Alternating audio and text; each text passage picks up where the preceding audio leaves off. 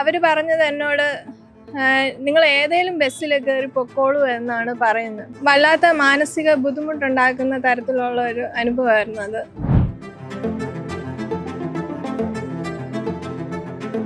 ജോലി IT ജീവനക്കാരിയായ ഞാൻ ജോലിയിൽ അവധി എടുത്താണ് അന്ന് ദിവസം ഡോക്ടറിനെ ബുക്ക് ചെയ്തിരുന്നു. ആ പൈസയും എനിക്ക് നഷ്ടമായി. അത് കുറച്ച് ദിവസങ്ങൾ കഴിഞ്ഞപ്പോൾ അവരെന്നെ വിളിച്ചു പറഞ്ഞു 146 രൂപ ടിക്കറ്റിൻ്റെ പൈസ ഞങ്ങൾ ഗൂഗിൾ പേ ചെയ്യാം, അക്കൗണ്ട് നമ്പർ കൊടുക്കാൻ. ആരെങ്കിലും കയറാനുണ്ട് രേഖകളെല്ലാം കയറ്റി കുത്തി നിറച്ച ബസ് ഇപ്പോൾ പോകുന്നു. കണ്ടാക്കാനല്ലായിരുന്നു ട്രാൻസ്പോർട്ട് ബസ് സ്റ്റാൻഡ്. ഏത് സ്റ്റാൻഡിൽ ആര് ടിക്കറ്റ് ബുക്ക് ചെയ്തു ആ സ്റ്റാൻഡിൽ കയറാതെ ഇവരങ്ങ് പോകുമായിരുന്നു.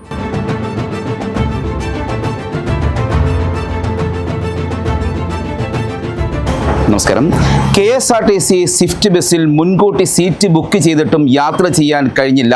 തിരുവല്ല സ്വദേശിനിക്ക് 35,146 രൂപ KSRTC നഷ്ടപരിഹാരം നൽകാൻ വിധി. തിരുവല്ല സ്വദേശിനിയായ ശ്രുതി സൂസൻ ഫിലിപ്പും പിതാവ് ഫിലിപ്പും ചേർന്ന് പത്തനംതിട്ട ഉപഭോക്തൃ തർക്ക പരിഹാര കോടതിയിൽ ഹർജി നൽകിയതിനെ തുടർന്നാണ് നിർണായകമായ വിധി ഉണ്ടായിരിക്കുന്നത്. അഭിഭാഷകന്റെ പോലും സഹായമില്ലാതെ IT ജീവനക്കാരിയായ ശ്രുതിയും പിതാവ് ഫിലിപ്പും ചേർന്ന് നിയമ പോരാട്ടം നടത്തിയാണ് അനുകൂലമായ വിധി നേടിയെടുത്തിരിക്കുന്നത്. ആ കേസിന് ആസ്പദമായ സംഭവത്തെപ്പറ്റി ശ്രുതിയും പിതാവും ചേർന്ന് നമ്മളോട് വിശദീകരിക്കും. നിങ്ങൾ എവിടേക്ക് പോകുന്നതിനാണ് ബസ് ബുക്ക് ചെയ്തിരുന്നത്? ഞാൻ എറണാകുളം അമൃത ആശുപത്രിയിലേക്ക് പോകാനായിട്ടാണ് ബസ് ബുക്ക് ചെയ്തത്. KSRTCയുടെ സ്വിഫ്റ്റ് ബസ് കാട്ടാക്കടയിൽ നിന്നും അമൃത ആശുപത്രിയിലേക്ക് നേരിട്ടുള്ള ബസ്സിനാണ് ഞാൻ ബുക്ക് ചെയ്തത്. അത് 24/8/2024 രാവിലെ 8 മണിക്ക് പിക്കപ്പ് ടൈം കൊടുത്തിരുന്നത് തിരുവല്ല. അതിന് ഞാനൊരു സീറ്റ് ബുക്ക് ചെയ്തിരുന്നു. ഞാൻ അത് അതിനനുസരിച്ച് രാവിലെ തന്നെ ഈ സമയത്തിന് നേരത്തെ തന്നെ അവിടെ ബസ് സ്റ്റാൻഡിലെത്തുകയും തിരുവല്ല ബസ് സ്റ്റാൻഡിലെത്തി. ഞാനും എൻ്റെ ഫാദറും കൂടാണ് ചെന്നത്. ഇപ്പോൾ ബസ് സ്റ്റേഷൻ മാസ്റ്ററിനോട് ചോദിച്ച് ബസ് നിർത്തുന്ന എറണാകുളം സൈഡിലോട്ടുള്ള ബസ്സൊക്കെ നിർത്തുന്ന സ്ഥലം കാണിച്ചു തന്നു. ഞങ്ങൾ അവിടെ തന്നെ നിൽക്കുന്നു ഈ ബസ് വരുന്നിടത്ത്. പക്ഷേ ഈ പറഞ്ഞ സമയം 8 മണിയായിട്ടും ബസ് വന്നില്ല. പിന്നെ 8:10 വരെ ഞങ്ങൾ വെയിറ്റ് ചെയ്തു. എന്നിട്ടും ഞങ്ങൾ ബസ് കാണാത്തത് കൊണ്ട് ഞങ്ങൾ ബുക്ക് ചെയ്തപ്പോൾ കിട്ടിയിരുന്ന ക്രൂവിൻ്റെ നമ്പറിലേക്ക് വിളിച്ചു. ക്രൂ നമ്പർ വിളിച്ചപ്പോൾ അവർ പറഞ്ഞത് ഞങ്ങൾ ഇപ്പോൾ കോട്ടയത്താണെന്നാണ്. അതായത് അവരുടെ ബസ് തിരുവല്ല കഴിഞ്ഞ് കോട്ടയത്ത് എത്തിയിരിക്കുകയാണെന്ന് പറഞ്ഞു. 8 മണിക്ക് തിരുവല്ലയിൽ എത്തേണ്ട ബസ് 8:10 വിളിക്കുമ്പോൾ കോട്ടയത്ത് ഇരിക്കുകയാണ്. അത് മാത്രമല്ല വല്ലാത്ത മാനസിക ബുദ്ധിമുട്ടുണ്ടാക്കുന്ന അവർ പറഞ്ഞത് എന്നോട് നിങ്ങൾ ഏതെങ്കിലും ബസ്സിൽ കയറി പൊക്കോളൂ എന്നാണ് പറയുന്നത്. അപ്പം വല്ലാത്ത മാനസിക ബുദ്ധിമുട്ടുണ്ടാക്കുന്ന തരത്തിലുള്ള ഒരു അനുഭവമായിരുന്നു അത്. ഞാൻ തനിച്ച് യാത്ര ചെയ്യേണ്ട അവസ്ഥ ഉണ്ടായിരുന്നത് കൊണ്ടാണ് വിശ്വസിച്ച് KSRTC ബുക്ക് ചെയ്തത്. അത് മുൻകൂർ ബുക്ക് ചെയ്തത്. എന്നിട്ടും ഇങ്ങനൊരു ദുരനുഭവം എനിക്ക് ഉണ്ടായി. അവരുടെ ഭാഗത്തു നിന്നുള്ള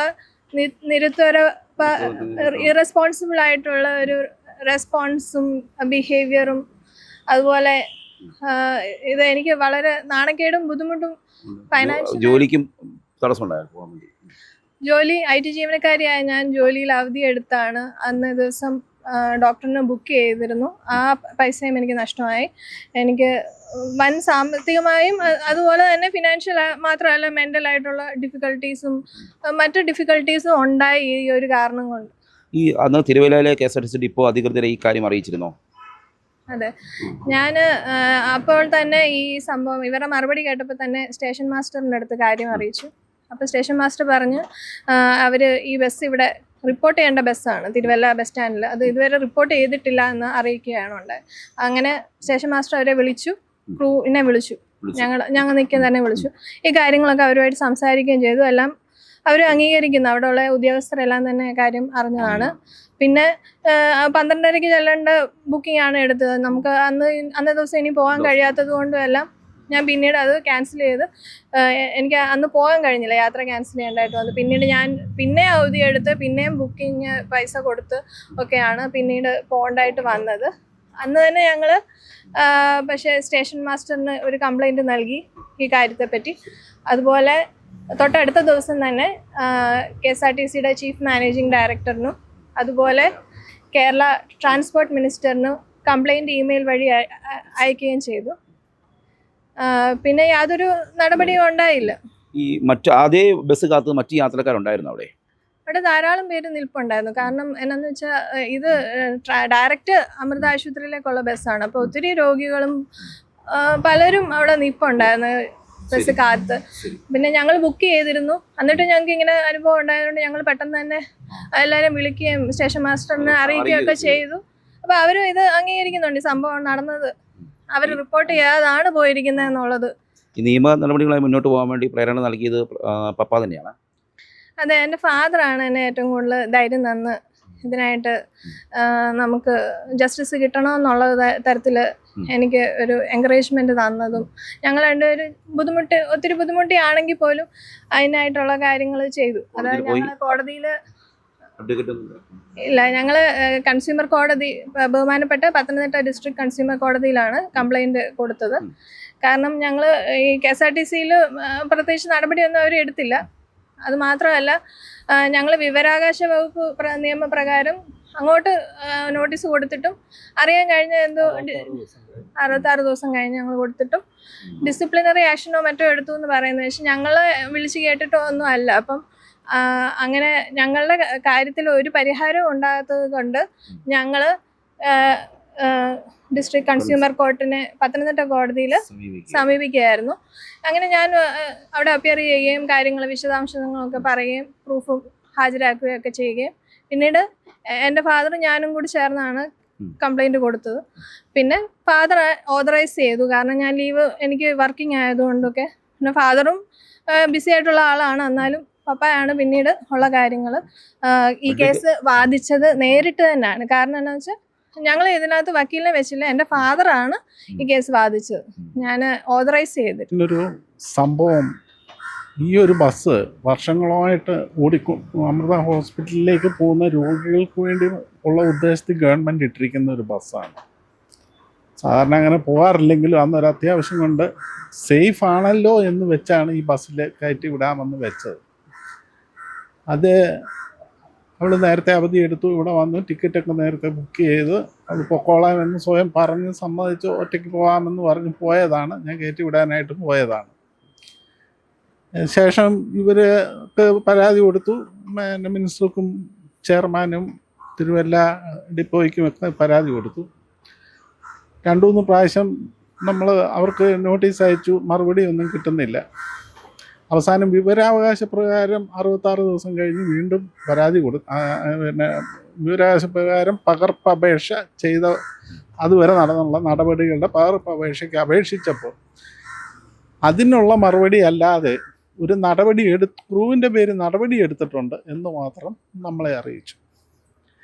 പക്ഷെ അതുകൊണ്ട് നമ്മളെ കേൾക്കാതെ നമ്മുടെ കാര്യങ്ങളെ പറ്റി അറിയാതെ അവരൊന്നും നമ്മളെ അറിയിക്കാതെയും ഒന്നും ചെയ്യാതെയും ഇരുന്നതുകൊണ്ട് ഞാൻ ഓർത്ത് ഏതായാലും ഇതിനൊരു നടപടി വേണമല്ലോ. എനിക്കല്ലെങ്കിലും ഇനിയുള്ള രോഗികൾക്ക് പോകുന്നവർക്കും പൊതുവേ അവിടെ ഒരു അഭിപ്രായം ഉണ്ടായി.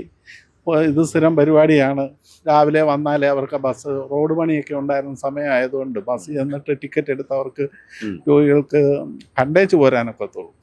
അപ്പോൾ പലരും ഒരു 50-70% പേരും തിരിച്ചു പോയി വീടുകളിൽ. അപ്പോൾ എല്ലാവരും പറയുന്നുമുണ്ട് ഇതിനൊരു പരിഹാരം വേണമല്ലോ, ഇതെല്ലാം നിങ്ങൾ ഇങ്ങനെയൊക്കെ തുടങ്ങുന്നതെന്ന് പറഞ്ഞ് ട്രാൻസ്പോർട്ടുകാരുമായിട്ട് വഴക്കുണ്ടാക്കുന്നുമുണ്ട്. ഞാൻ പറഞ്ഞു എന്തായാലും നമുക്ക് ഇതിൻ്റെ പുറകെ ഒന്ന് പോവാം. അത് കുറച്ച് ദിവസങ്ങൾ കഴിഞ്ഞപ്പോൾ അവരെന്നെ വിളിച്ചു പറഞ്ഞു 146 രൂപ ടിക്കറ്റിൻ്റെ പൈസ ഞങ്ങൾ ഗൂഗിൾ പേ ചെയ്യാം, അക്കൗണ്ട് നമ്പർ കൊടുക്കാൻ. ഞാൻ പറഞ്ഞു അത് വേണ്ട, ഞങ്ങൾക്ക് ആ പൈസ വേണ്ട, നിങ്ങൾ എടുത്തോളാൻ പറഞ്ഞു. ശേഷം ആ ക്രൂവിനെ കൊടുത്തേക്കാൻ പറഞ്ഞു. അത് കഴിഞ്ഞ് 66 ദിവസം കഴിഞ്ഞ് ഈ മറുപടി കിട്ടിയപ്പം അതിനകത്ത് വലിയ പ്രയോജനമുള്ള മറുപടി ഒന്നുമില്ല. അതുകൊണ്ട് എന്തായാലും കൺസ്യൂമർ കോടതിയെ പിന്നെ നമുക്ക് ആശ്രയിക്കാൻ പറ്റുള്ളൂ. അപ്പം ബഹുമാനപ്പെട്ട പത്തനംതിട്ട കൺസ്യൂമർ കോടതി നേരിട്ട് പരാതി കൊടുത്തു. ഞാനും അവളും കൂടെ പോയാൽ കൊടുത്തു. പക്ഷെ അവരുടെ വശവും ഗവൺമെൻറ്റിൻ്റെ ആയതുകൊണ്ട് വലിയ വക്കീലന്മാരും ഒക്കെ ആയതുകൊണ്ട് അവരുടെ സമയവും കാര്യങ്ങളും ഒക്കെ ആയിട്ട് 1.5 വർഷം അത് നീണ്ടുപോയി. കോടതി അതുകൊണ്ട് ശരിയായ ആ കേസ് നല്ലപോലെ പഠിച്ച് അതിൻ്റെ വേണ്ട വിധത്തിലുള്ള ഒരു ഉത്തരവാണ് ഇപ്പം നമുക്ക് തന്നിരിക്കുന്നു. അതിൽ അതിയായ സന്തോഷമുണ്ട്. മറ്റൊരു തുക 35,146 രൂപ, 146 രൂപ ഇതും. അതിന് പിന്നെ ഇത് തന്നില്ലെങ്കിൽ 9% പലിശയും വാങ്ങിക്കാനായിട്ട് അനുവദിച്ച് തന്നിട്ടുണ്ട്. അത്രയും കാര്യങ്ങൾ ചെയ്ത് കിട്ടി. അത് മറ്റുള്ളവർക്ക് പ്രയോജനപ്പെടുന്നുണ്ടല്ലോ. അന്ന് മുതൽ ഏതായാലും ട്രാൻസ്പോർട്ടിൽ ഈ ബസ്സുകൾ വരുമ്പോൾ കൃത്യമായിട്ട് നിർത്തി എല്ലാവരെയും വിളിച്ച് ചോദിച്ച് 8-10 മിനിറ്റ് കൂടെ ലേറ്റായിട്ട് ആരെങ്കിലും കയറാനുണ്ടെങ്കിൽ രേഖകളെ എല്ലാം കയറ്റി കുത്തി നിറച്ചാ ബസ് ഇപ്പോൾ പോകുന്നു. പണ്ടങ്ങനെയല്ലായിരുന്നു. ട്രാൻസ്പോർട്ട് ബസ് സ്റ്റാൻഡ് ഏത് സ്റ്റാൻഡിൽ ആര് ടിക്കറ്റ് ബുക്ക് ചെയ്തു ആ സ്റ്റാൻഡിൽ കയറാതെ ഇവരങ്ങ് പോകുമായിരുന്നു. അതിൻ്റെ ഉദ്ദേശം എന്നാന്ന് നമുക്ക് അത്ര കൃത്യമായിട്ട് തെളിവില്ലാത്തതുകൊണ്ട് പറയാൻ കഴിയും. ഏതായാലും KSRTC നിന്നുമുണ്ടായ ദുരനുഭവത്തെ തുടർന്ന് ഇപ്പോൾ KSRTC പാഠം പഠിപ്പിച്ചിരിക്കുകയാണ് ഈ പിതാവും മകളും ചേർന്ന്. അവർക്ക് നഷ്ടമായ തുക 35,146 രൂപയും പലിശയും ചേർന്ന് നഷ്ടപരിഹാരമായി നൽകണമെന്നാണ് വിധിയുണ്ടായിരിക്കുന്നത്. Cameraman ജിതിനൊപ്പം CR Shyam, Marunadan Malayali, Pathanamthitta.